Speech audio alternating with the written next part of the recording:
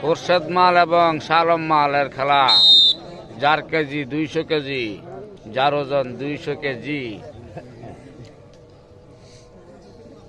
সবচেয়ে মোটা প্লেয়ার কুমিল্লা জেলার মধ্যে সবচেয়ে মোটা প্লেয়ার শালম মাল। শালম মাল এবং খোরশেদ মালের মধ্যে চমৎকার খেলা চলতেছে।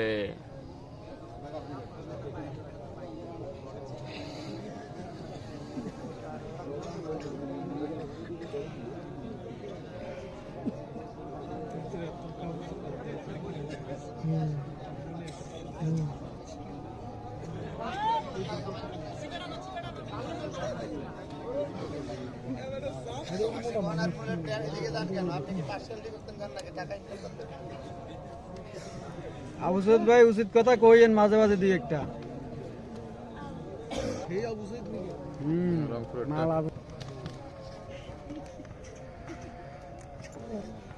বা সামনে তো একটু